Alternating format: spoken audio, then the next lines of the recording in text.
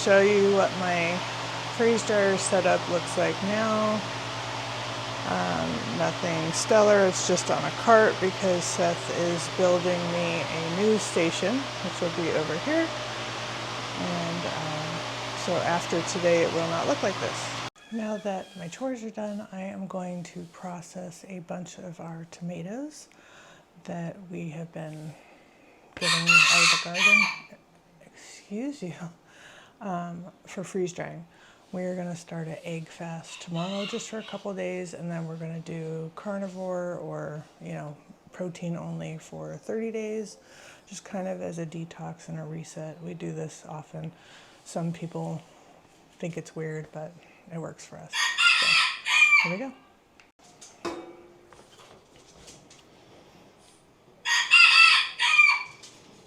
Optimus is nuts this morning. Nothing quite like standing right outside the door screaming at me. I like to cut these pretty thin because tomatoes take the longest to freeze dry.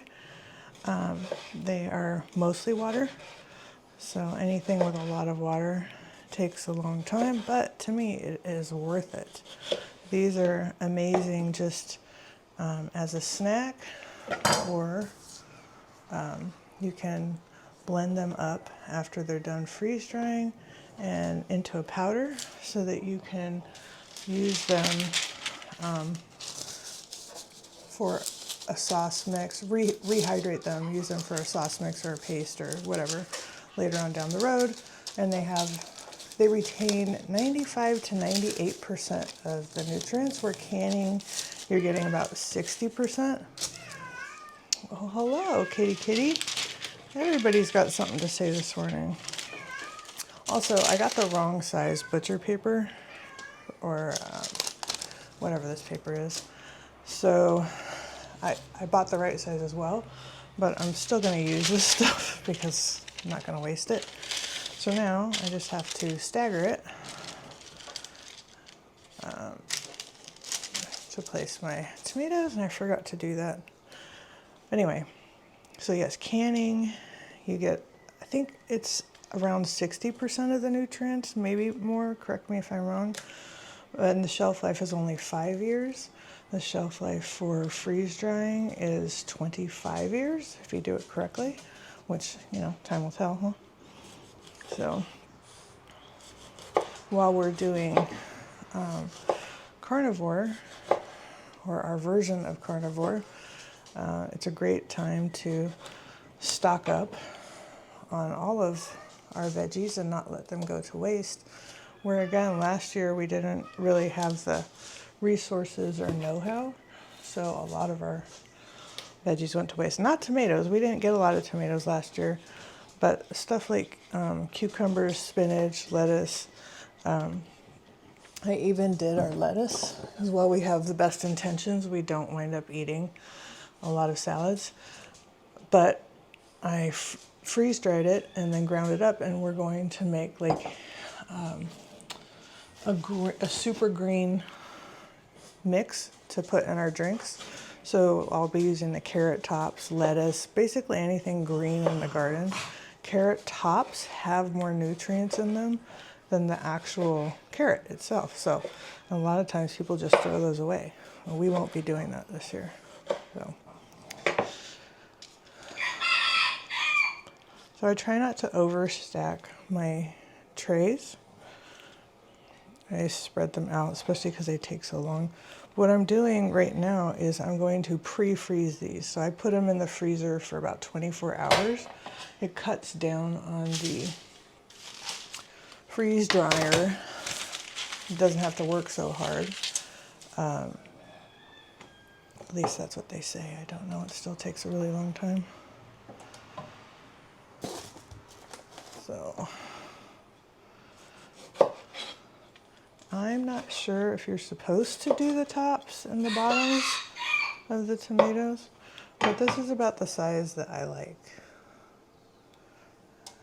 Sometimes it goes a little bigger, and then, I always imagine that one piece making the freeze dryer take, 3 hours longer because it's sensing that one piece is thicker, and I'm sure that's not reality. That's just my weirdo brain working. So I go back and forth on should I put these on there. They're thicker. I try to cut it down a little bit. I don't like to waste. I will give the chickens, or Seth, he loves tomatoes. This is why we do so many tomatoes. Any leftovers, only if they're red. Can't give them green. So I have a little variety of tomatoes. These tomatoes did not do well for me this year, but I already understand why. And I will be course correcting next year. And even if I just have a 10% improvement, that's a win for me. So I already have 3 or 4 different trays of tomatoes in the freezer, and I'm just kind of trying to finish. My freeze dryer takes 6 trays, so I always want to have 6 trays freezing, although I have 3 sets of trays, so I can always have more. But we bought a quarter of a cow, and that is going to be delivered today, so I don't want to do too much more than that because I don't know how much space I'm gonna have left in my freezer, and I don't want to overdo it. So I'm just doing one set that as soon as Seth is done with my little station, I can put that back in there in the freeze dryer and let it run.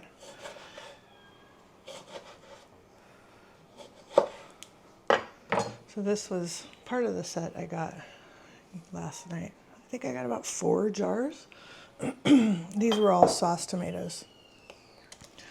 I had to ask, one second.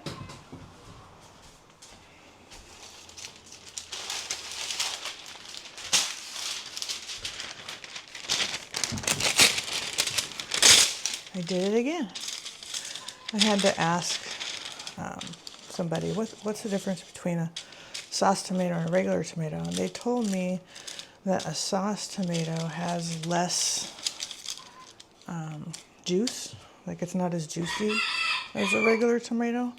So I think when I do have to buy tomatoes before I get my own tomatoes, I go to this farm stand down the street and they sell only organic produce.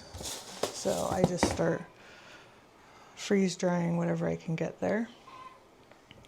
But hopefully, you know, that will be less and less as well. But so when I do buy tomatoes moving forward for sauce purposes, it will be sauce tomatoes, because I think if they have less juiciness or whatever it is, that it'll be faster on the freeze dryer as well. So I think I have one more tray to do. I may have 4 out there, I don't remember, but it's all right. If I go over, Seth will eat them. He loves tomatoes. It's like, I think if he could live off of one food, it would probably be tomatoes.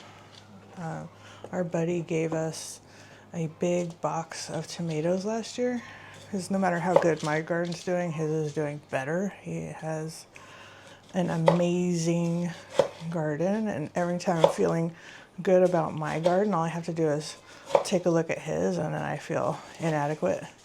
But anyway, he gave us a big giant box of tomatoes to can. Well, Seth ate it all. It's like, there's no way he ate it all. I said, he did. He ate it all. He loves tomatoes. So that's why this year when I was planting, every bed kind of got tomatoes. Not only do I want to figure out where they do the best, but I want to make sure that I have enough tomatoes for Seth. I don't think it's possible, but we're going to try. That's my goal. Look how pretty these are. I don't know if you can see that. Wait, let me do that. Oh, can you see it?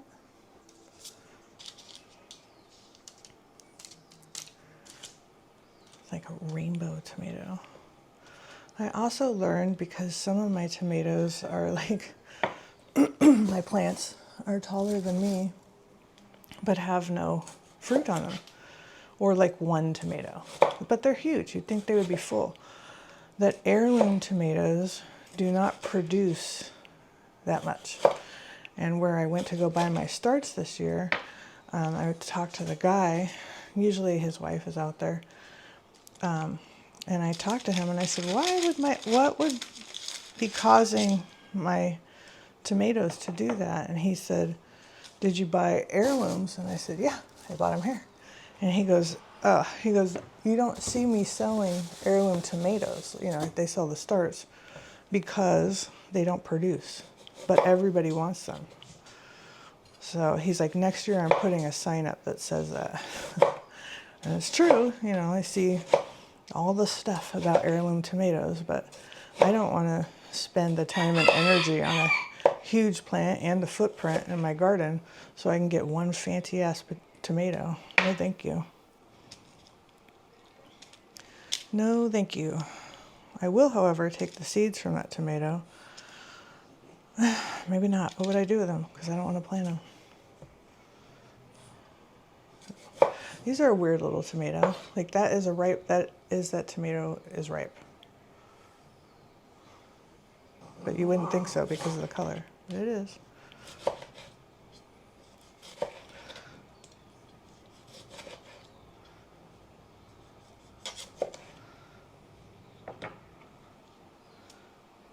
Okay.